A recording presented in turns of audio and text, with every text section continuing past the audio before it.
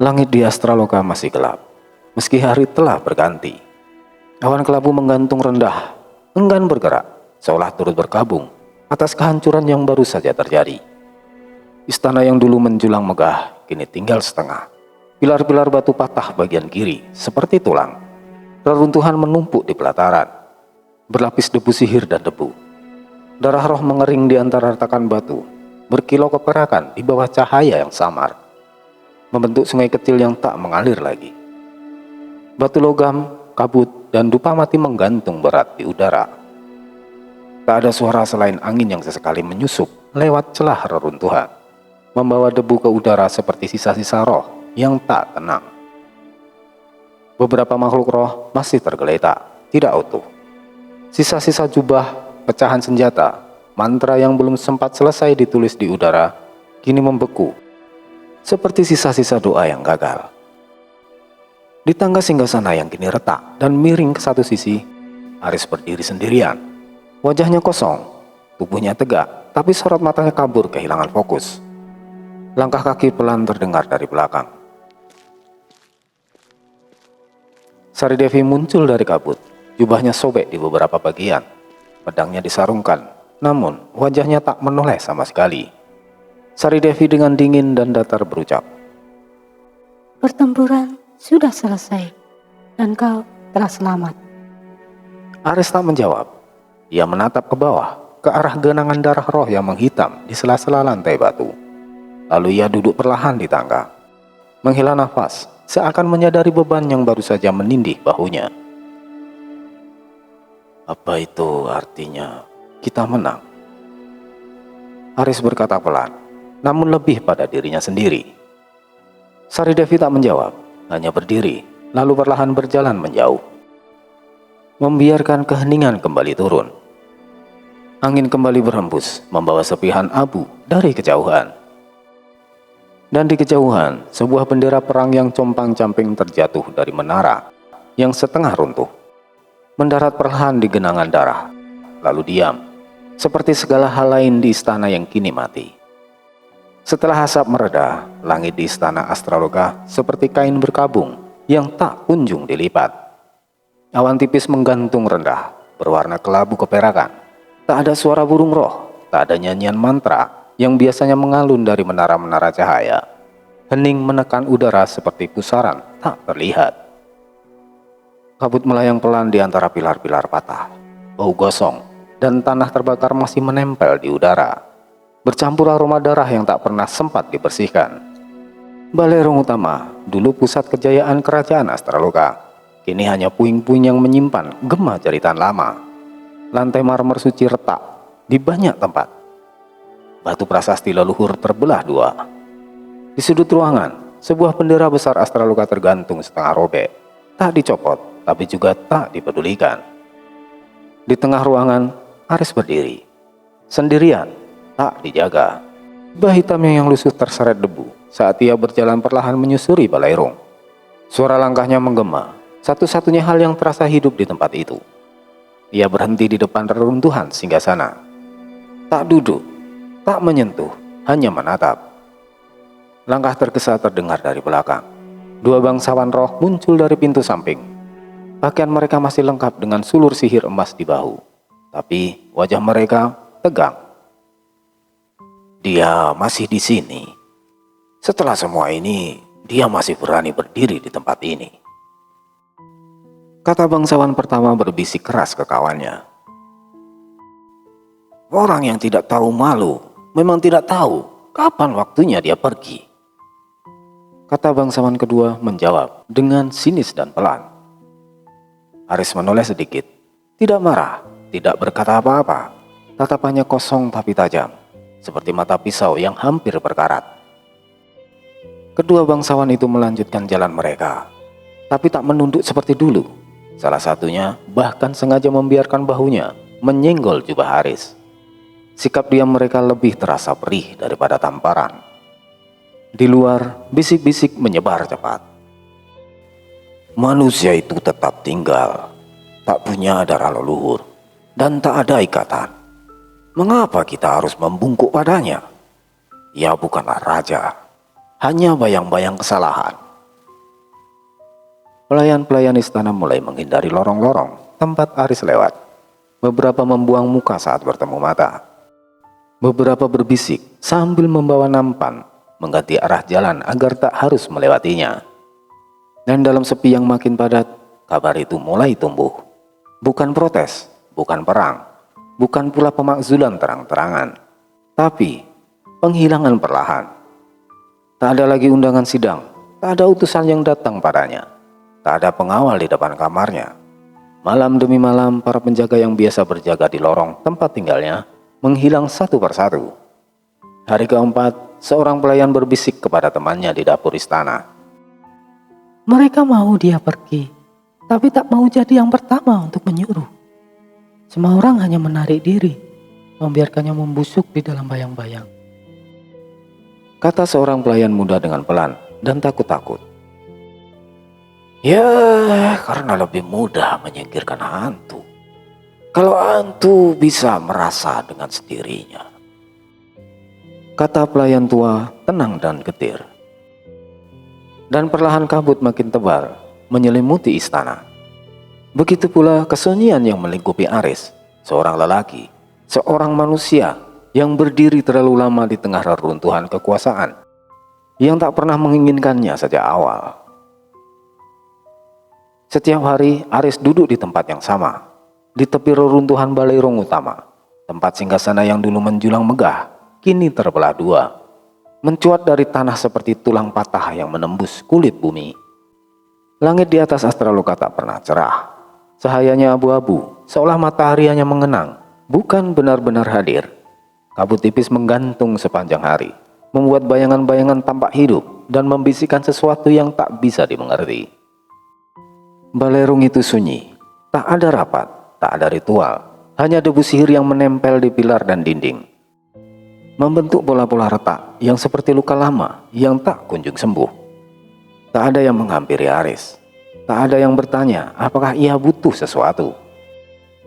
Ia seperti hantu yang terlalu nyata untuk diabaikan, tapi terlalu asing untuk dianggap bagian dari mereka. Hari-harinya berulang seperti kutukan. Ia duduk, ia diam, ia menunggu tanpa tahu apa yang ia tunggu.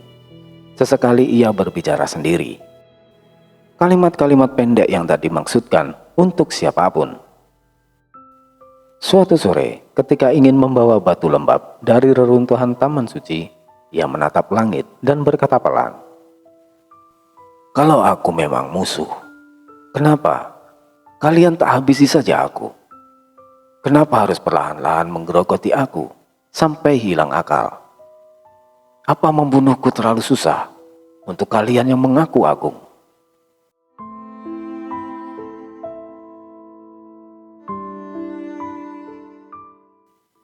Tak ada jawaban, hanya dersir angin dan suara patahan batu kecil yang jatuh dari langit-langit retak.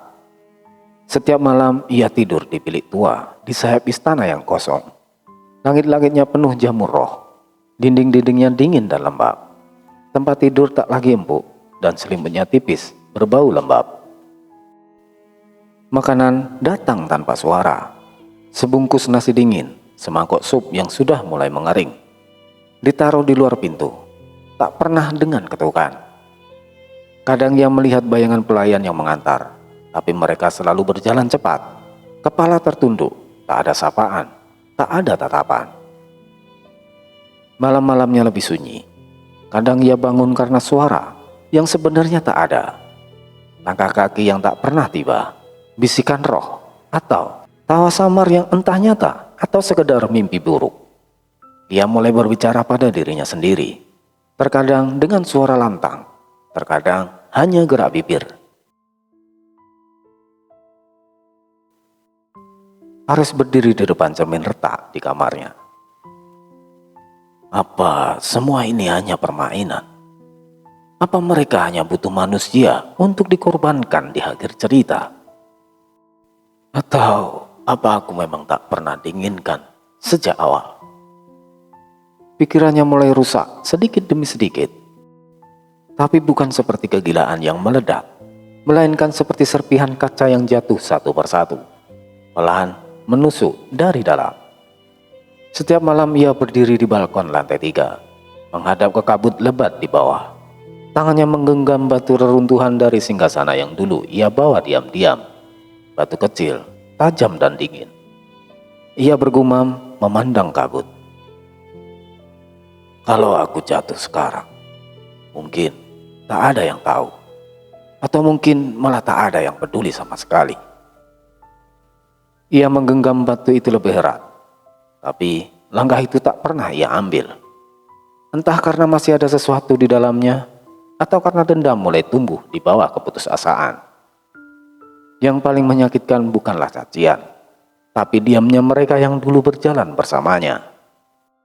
Wisnumurti, yang dulu pernah berdiri di sisinya, kini menutup diri dalam ruang meditasi.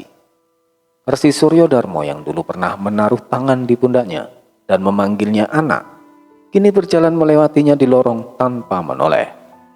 Sari Devi, yang pernah menatapnya seolah ada harapan, kini hanya lewat seperti roh yang tak mengenal namanya. Dan Sasmita yang kini entah ada di mana setelah kejadian itu.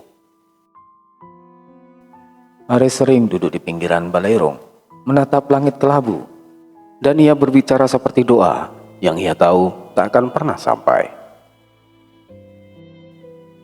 Kalian semua bicara tentang takdir. Tapi tak satu pun dari kalian yang bertanya, apakah aku ingin dijadikan bagian dari itu? Kalian butuh alat. Dan sekarang, alat itu rusak. Jadi kalian buang diam-diam dan perlahan.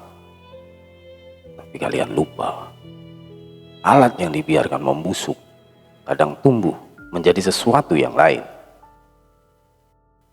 Kata Aris dengan pelan, namun getir. Dan ketika malam jatuh lebih tebal dari biasanya dan kabut makin padat menutupi langit, Aris hanya duduk di sana, masih menunggu, bukan pertolongan, bukan pengampunan, tapi momen terakhir sebelum ia berhenti menjadi manusia. Mulanya tidak ada yang berubah secara terang-terangan. Aris masih datang ke Balairung setiap pagi, masih duduk di kursi batu kecil di bawah bayangan singgasana yang retak. Tapi hari demi hari perubahan mulai terasa. Tidak lewat pengusiran, tapi lewat penghilangan perlahan. Para bangsawan tidak lagi membicarakan apapun saat ia datang. Suara-suara mereka merendah, berubah menjadi bisikan kering yang terhenti saat ia lewat. Beberapa bahkan sengaja berdiri dan keluar dari ruangan. Satu waktu saat ia hendak bicara dalam sidang kecil yang digelar para ketua roh, seorang bangsawan tua memotongnya. Maaf, suara manusia tidak diperlukan dalam urusan astraloka. Bangsawan tua berkata dengan dingin dan tanpa menatap. Ruang Balairung hening. Aris menoleh, menunggu ada yang membela. Namun, tak ada. Ia menatap Sari Devi yang duduk di ujung barisan. Ia hanya menunduk, tak bicara, tak mengangkat wajah. Beberapa hari kemudian, tempat duduk Aris dipindahkan dari barisan tengah ke sisi Balairung, tepat di bawah dinding retak yang bocor saat hujan. Tak ada pemberitahuan. Pelayan hanya mengatakan, Tuan, kursi yang kemarin Anda pakai sekarang untuk tamu kerajaan dari barat perintahnya. Ini tempat baru Tuan sekarang. Aris tidak menjawab. Ia hanya menatap pelayan itu yang buru-buru menunduk dan pergi. Perintah-perintah kecil yang dulu dipercayakan padanya kini hilang satu demi satu. Bahkan penjaga gerbang dalam tidak lagi membukakan pintu saat ia datang. Ia harus mendorongnya sendiri. Suatu hari, Aris mencoba berbicara dalam pertemuan pagi. Suara ruangan langsung hening. Tapi bukan karena mereka mendengarkan, melainkan mereka semua hanya menatapnya dengan dingin. Ia berdiri, berusaha menguasai diri. Aku tidak minta kalian menganggapku raja. Aku tahu aku tak pernah pantas duduk di tahta itu. Tapi setidaknya, anggap aku sebagai bagian dari kerajaan ini, walau hanya sedikit. Kata Aris tenang tapi tajam. Seorang tetua berdiri perlahan, lalu berkata, Kau bagian dari kesalahan, tapi bukan dari kerajaan ini. Kau hanya simbol, dan simbol tak duduk bersama pengrajin setelah simbolnya runtuh. Kata tetua datar. Beberapa bangsawan mengangguk, yang lainnya hanya diam. Aris memandang satu-satu wajah mereka, berharap menemukan sisa keberpihakan, namun tak ada. Bahkan pelayan yang berdiri di tepi ruangan menolehkan wajahnya ke dinding. Sejak hari itu, ia tak pernah lagi dipanggil ke Balairung. Ia masih datang, berjalan sendiri melewati lorong-lorong kosong. Kadang duduk diam di pojok ruangan, hanya menatap diskusi yang tak lagi ia pahami. Kadang berdiri lama di depan pintu, hanya untuk menyadari bahwa ia tak diundang.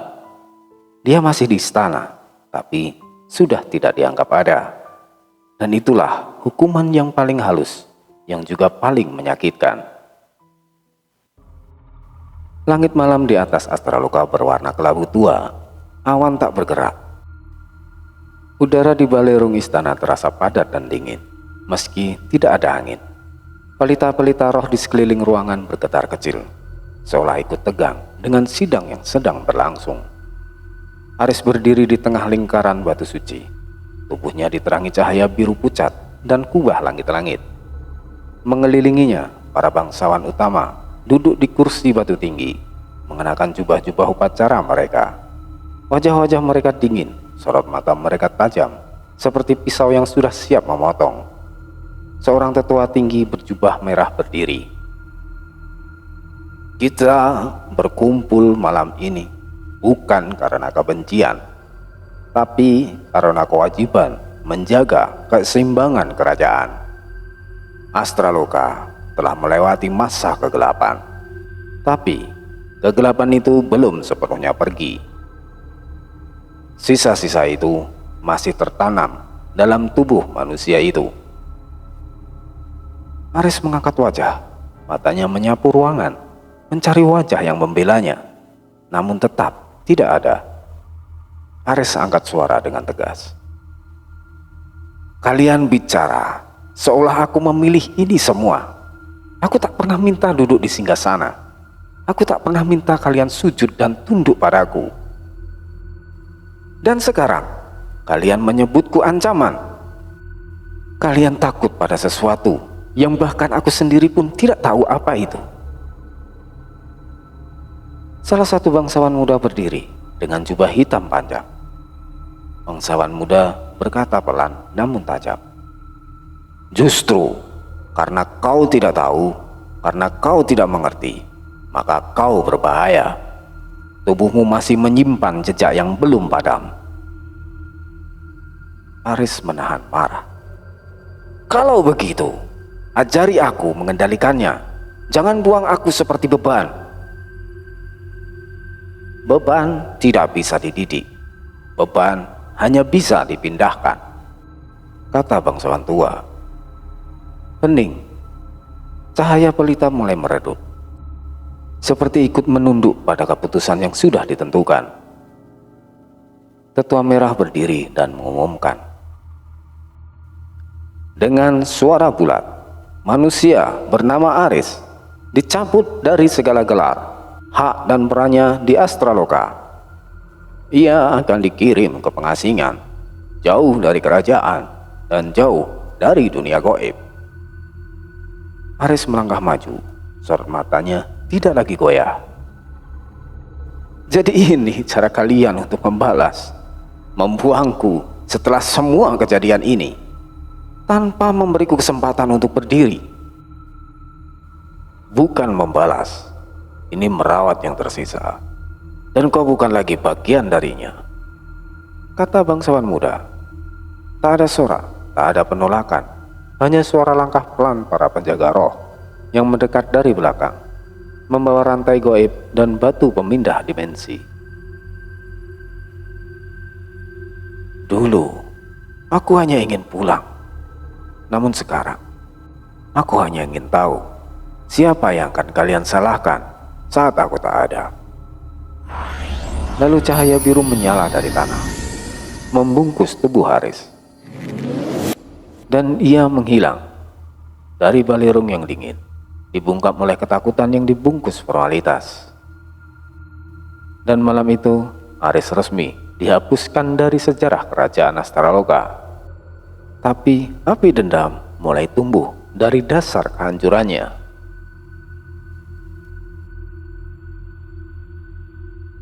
Lembah Larung Geni terbentang sunyi jauh di bawah dataran roh, tersembunyi di balik tebing curam dan celah waktu yang retak. Tempat ini tidak muncul di peta kerajaan, tidak disebut dalam sidang istana, dan tidak pernah dibicarakan dengan suara keras. Ia hidup dalam bisik-bisik, dalam cerita larangan yang ditutup paksa oleh sejarah. Langit di atas lembah selalu kelabu, seolah tak mengenal pagi ataupun malam. Kabut tipis bergulung terus-menerus, menggantung di udara, seperti asap dupa yang tak pernah padam. Tak ada angin di sini, tapi api menyala di celah-celah tanah, di retakan batu, di dasar lubang tak berdasar. Api itu tidak panas, warnanya bukan merah, tapi biru pucat, dan nyalanya berpendar lambat, seperti napas roh yang nyaris padam. Lembah ini luas, namun sunyi. Tidak ada suara burung, tidak ada desiran dedaunan. Yang terdengar hanya gemuruh halus dari dalam tanah, seperti bisikan yang ditahan terlalu lama. Beberapa altar tua berdiri miring di antara reruntuhan, ditumbuhi jamur roh dan lumut berpendar. Sebagian terbuat dari batu hitam, sebagian lagi dari tulang makhluk yang tak dikenal bentuknya.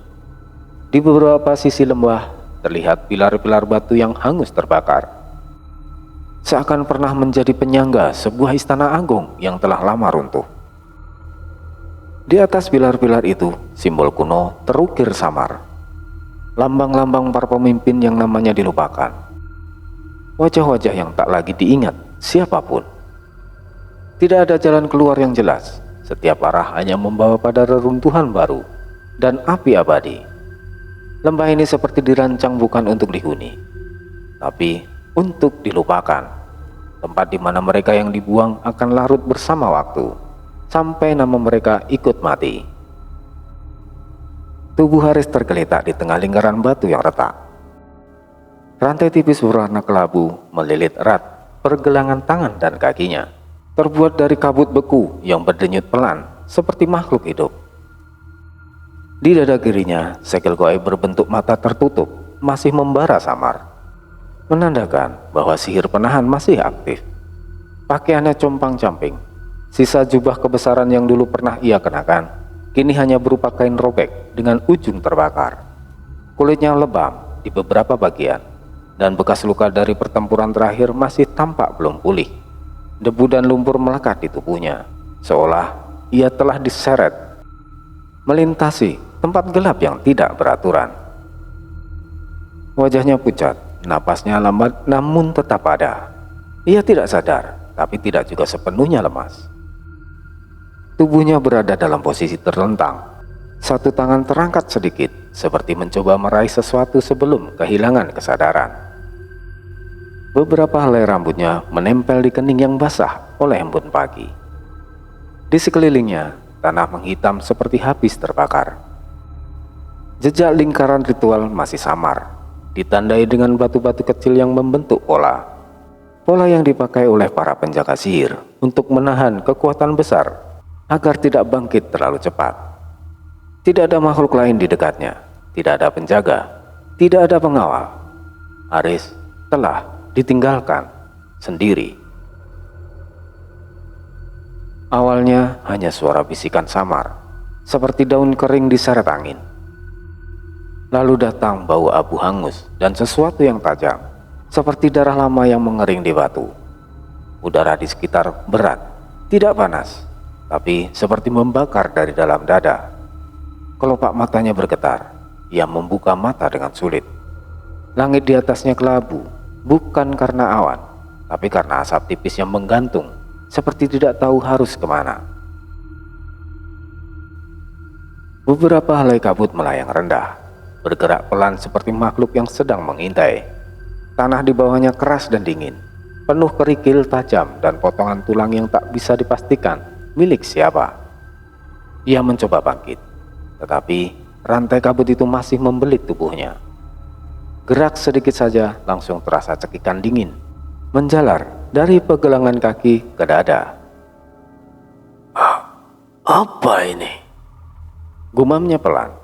Suara serak seperti baru lahir kembali dari perut bumi. Ia menoleh perlahan. Di sekelilingnya batu-batu tinggi menjulang seperti nisan. Beberapa di antaranya memiliki ukiran kuno. Huruf-huruf asing yang seolah berdenyut perlahan, menyala samar di sela retakan. Tidak ada kehidupan, dan juga tak ada cahaya. Aris menelan ludah. Napasnya pendek, matanya menyapu ke seluruh lembah. Tak ada jalan keluar yang jelas, hanya lereng terjal dan dinding batu yang menjulang seperti kurungan. Di beberapa titik, nyala api kecil muncul dari celah tanah. Api tanpa asap, biru redup, menari pelan seperti tengah menunggu sesuatu. Ini bukan penjara biasa, gumam Aris lirih. Suaranya tenggelam dalam sunyi. Tak ada jawaban, hanya suara retak dari batu yang entah bergeser karena tanah atau karena sesuatu di bawah sana yang sedang bergerak. Ia mencoba bicara lagi, kali ini lebih keras. Hei, siapapun kalian, keluarkan aku dari sini. Tak ada sahutan, hanya lebih banyak bisikan. Kali ini lebih dekat. Tak ada yang keluar dari sini, manusia. Kau bukan yang pertama dibuang. Aris terdiam bukan karena takut, tapi karena mendadak tubuhnya mulai dingin dari dalam. Sebuah rasa yang tidak asing, tapi sudah lama ia kubur. Kesepian, tapi bukan seperti dulu. Ini lebih padat, lebih tajam, seolah lembah ini diciptakan dari kesepian itu sendiri. Ia menyandarkan punggung ke batu, mencoba mengatur napas, dan untuk pertama kalinya ia sadar, ini bukan hanya tempat pembuangan, ini tempat di mana nama dilupakan. Beberapa jam atau mungkin hari telah berlalu. Di lembah larung geni, waktu tidak punya bentuk. Matahari tidak terbit, malam tidak datang. Hanya kelabu yang menggantung dan kabut yang terus bergerak seperti makhluk hidup yang belum puas. Aris duduk bersandar di batu nisan tua. Tangannya gemetar, matanya kosong. Tubuhnya lelah, tapi pikirannya terus menyala. Bukan karena harapan, tapi karena kemarahan yang perlahan menyusup seperti racun. Ia mengingat satu persatu wajah yang dulu memanggil namanya.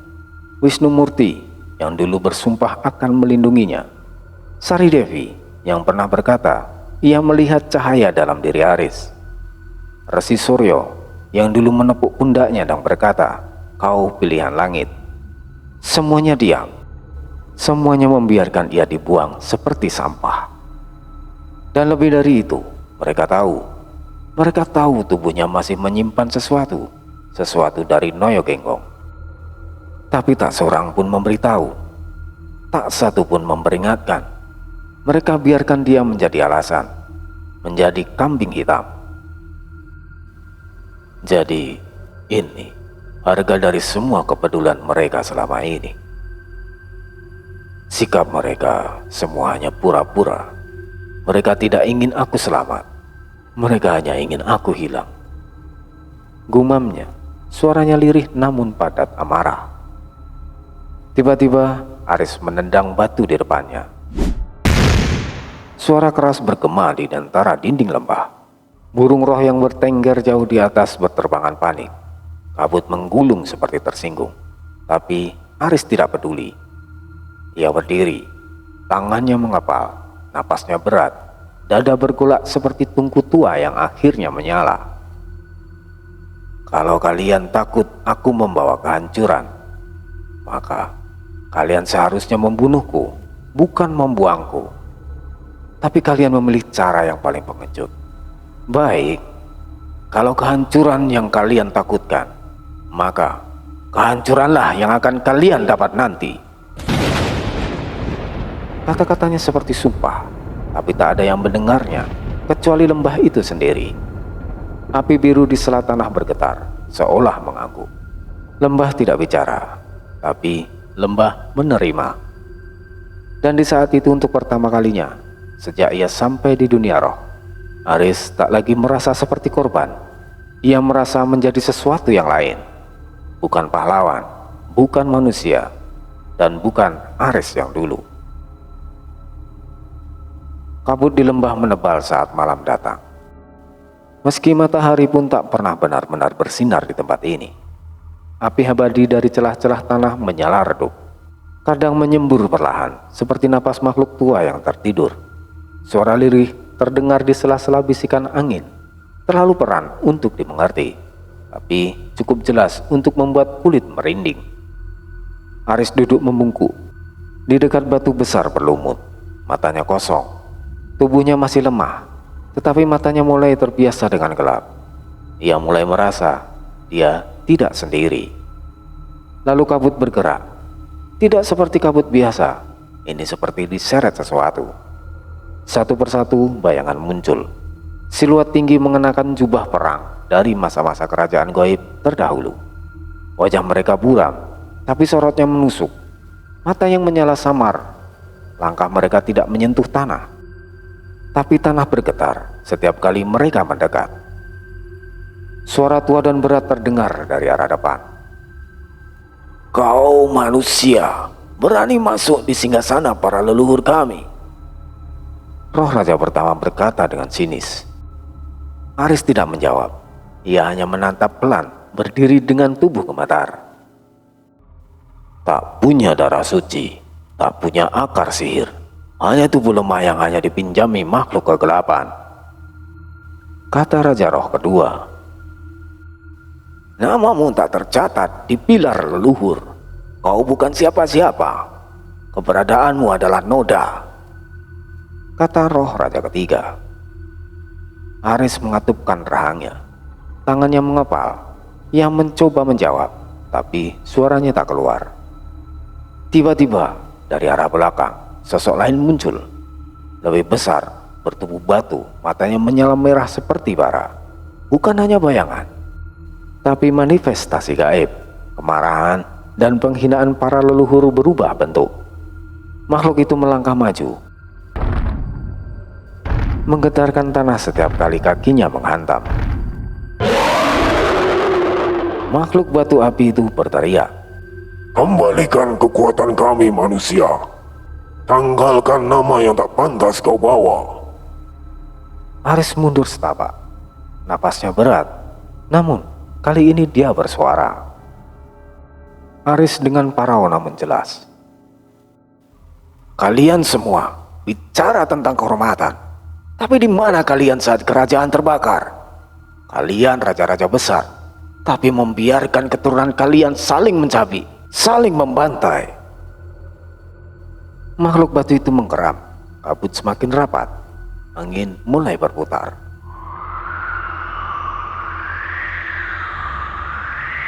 "Kalian membenciku karena aku manusia, karena aku lemah.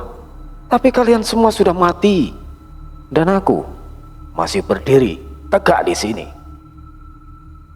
kata Aris lebih keras. Makhluk itu meraung dan menerjang. Kabut menelan segalanya. Saat makhluk batu api itu menerjang, tanah di sekitar Aris retak. Api memancar dari celah-celah tanah, menjilat angin seperti lidah ular. Ledakan kecil terdengar ketika kaki makhluk itu menghantam tanah. Aris terpental. Tubuhnya menghantam altar batu tua. Bahunya tergores. Darah segar mengalir di antara debu dan bara. Raja palsu, kau tak layak menyentuh tanah ini. Makhluk itu kembali melangkah maju. Tangannya berubah menjadi palu lava raksasa, menyapu udara. Kabut buyar. Angin berdesing seperti teriakan arwah. Aris merangkak lalu berdiri. Napasnya terengah, matanya merah. Bukan karena sihir, tapi amarah. Tubuhnya gemetar, tapi bukan karena takut. "Cukup, aku sudah cukup dihina, cukup dibuang, dan cukup diabaikan." Makhluk itu menghantam lagi. Dan Aris melompat menghindar. Batu di belakangnya pecah. Potongan batu menancap di lengannya. Tapi ia tidak berhenti. Ia berlari ke arah depan makhluk itu, menghantam perutnya dengan kepalan tinjunya. Tidak berdampak besar, tapi gerakan mengalir dari tubuh Haris, seperti sesuatu mulai bangkit dari dalam. Makhluk itu mundur satu langkah. Dari tubuh Haris yang tanpa ia sadari, uap panas perlahan muncul. Api kecil menyala di lengan kanannya. Ajian Badar Geni belum berbentuk penuh, namun percikannya mulai terlihat. Udara di sekitarnya mulai beriak. Kalau aku harus menjadi monster agar kalian diam, maka biar ku perlihatkan monster macam apa yang telah kalian ciptakan. Ia mencabut batu tajam dari reruntuhan dan melemparkannya. Menancap di bahu makhluk itu, darah lava meletup keluar. Makhluk itu meraung dan menghantam tanah di depan Haris. Haris melompat, lalu menendang ke arah kepala musuh. Batu di sekitar pecah, percikan api meledak dari kontak tubuh mereka. Tangan kanan Haris kini terbakar samar. Lidah api mengalir dari jari-jari ke siku. Makhluk itu menyerang lagi, namun Haris menahan pukulannya dengan tangan kosong. Ledakan sihir membalikkan angin. Kabut tersapu habis. Sebagian altar runtuh. Napas Haris memburu. Wajahnya penuh debu, darah, dan bara. Tapi matanya kosong dan gelap. Kalian ingin aku hilang. Kalian ingin aku jadi kutukan. Maka aku akan jadi kutukan itu sendiri. Ia meninju dada makhluk itu dengan cepat. Sekali, 2 kali, 3 kali, dan berkali-kali. Seperti melepaskan semua beban kesalahannya dan amarah yang selama ini terpendam. Api Badar Geni mulai menyala samar. Aura panasnya mulai melingkupi seluruh badan Haris, seperti bentuk usaran yang belum sempurna. Makhluk itu terhuyung. Retakan membelah tubuhnya. Siapa kau? Kata makhluk batu api itu lirih. Aku bukanlah raja, bukan anak takdir. Aku adalah akibat.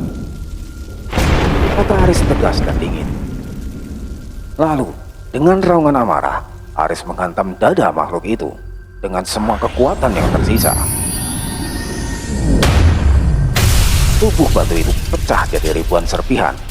Api menyembur dari retakan tanah, menerangi lebah. Senyap. Haris berdiri di tengah kepingan batu.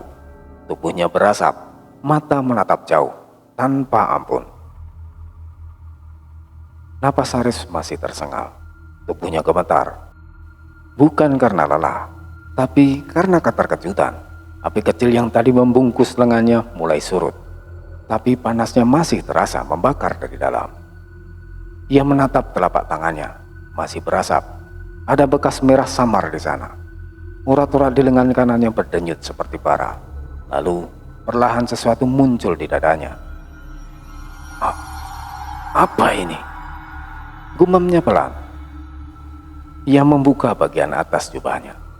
Dan di situ, di dadanya, terlihat raja merah menyala. Membentuk lingkaran bertuliskan aksara Jawa kuno. Berputar pelan seperti lingkaran sihir yang hidup. Ada beberapa simbol yang masih berwarna hitam. Di tepi pertama terdapat simbol api merah, menyala samar seperti bara yang belum pecah sepenuhnya. Ajian Badar Geni. Haris berkata pelan, hampir tak percaya. Simbol itu terasa panas, tapi bukan panas yang membakar kulit, melainkan membakar jauh lebih dalam. Seolah menghanguskan lapisan-lapisan luka batin yang selama ini ia pendam. Ia menyentuh raja itu dengan 2 jari. Jantungnya berdetak tak beraturan. Ingatan singkat muncul. Wajah Mbah Sabar, tua dan masih gagah, berdiri di tengah lingkaran api dulu di desanya ketika Haris masih kecil. Suara samar terngiang di telinganya. Suara Mbah Sabar. Kekuatan ini bukan kuat gagah-gagahan, tapi Saat kamu sudah nggak bisa ngelawan, hidup dengan kepala dingin, kekuatan ini bakal keluar sendiri. Aris menghela napas berat. Ia terduduk perlahan di antara runtuhan batu, masih menatap dadanya. Jadi, ini yang kalian sembunyikan dariku. Bahkan, tubuhku pun masih menyimpan rahasia. Angin dingin kembali melintas di lembah, membawa bisikan. Tapi kali ini Aris tak bergeming. Tatapannya kosong, tapi tajam. Ia menatap langit lembah yang kelam, lalu mengepalkan tangan. Kalian buang aku karena takut aku jadi ancaman. Maka mulai sekarang, aku akan jadi ancaman yang sebenarnya. Nyala merah di dadanya masih berputar pelan, tapi bara itu sudah mulai menyala. Langit di atas lembah larung geni perlahan berubah, masih kelabu, tapi anginnya tak lagi sekasar malam-malam sebelumnya. Kabut yang biasanya menutupi altar kini membuka sedikit, memperlihatkan bentuk batu tua penuh lumut. Tempat Aris duduk seorang diri. Tubuhnya luka-luka, debu dan darah kering masih menempel di wajah dan tangannya. Tapi sorot matanya tajam, tidak seperti seorang yang kalah. Di hadapannya, api dan tanah masih menyala pelan. Bukan api yang membakar tubuh, tapi yang menghanguskan keraguan. Aris duduk bersila di atas altar batu, menatap ke tanah depannya. Ia menggenggam batu pipih dengan simbol-simbol goib, lalu mengentakkan ke tanah berkali-kali. Debu beterbangan, bergema dari bawah tanah seperti berongga. Aku sudah mati sekali, tapi yang hidup sekarang bukan aku yang dulu lagi, bisiknya lirih. Tangannya terus menggali meski kukunya berdarah, hingga akhirnya terdengar bunyi denting logam tua.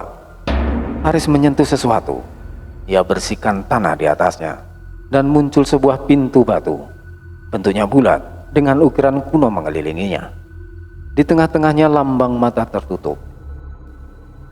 Tertulis dalam aksara Jawa, "Kebenaran bukan untuk yang menunggu."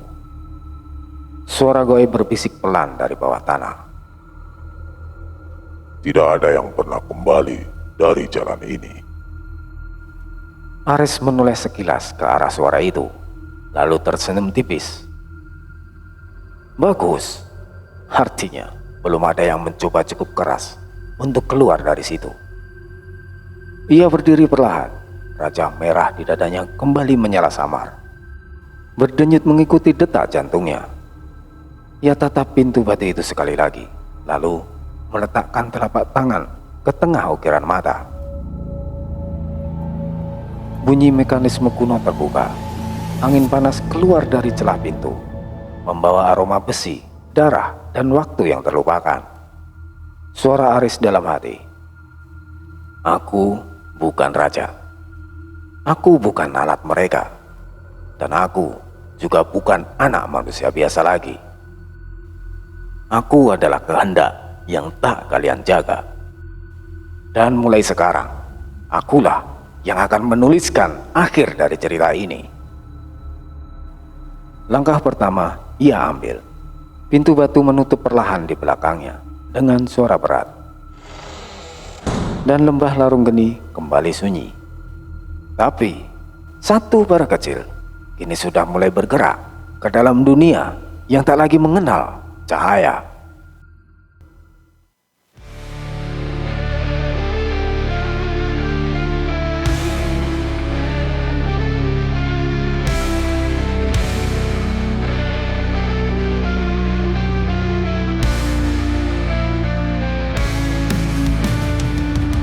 Kau datang dengan senyum manis, telling me things I wanted to hear. Bersama kita bangun cinta ini, but all you gave me was a lie so clear. Kau bilang kita takkan terpisahkan, but you left me alone in the dark. Sekarang semua yang kita punya Only pieces of a broken heart. Cinta yang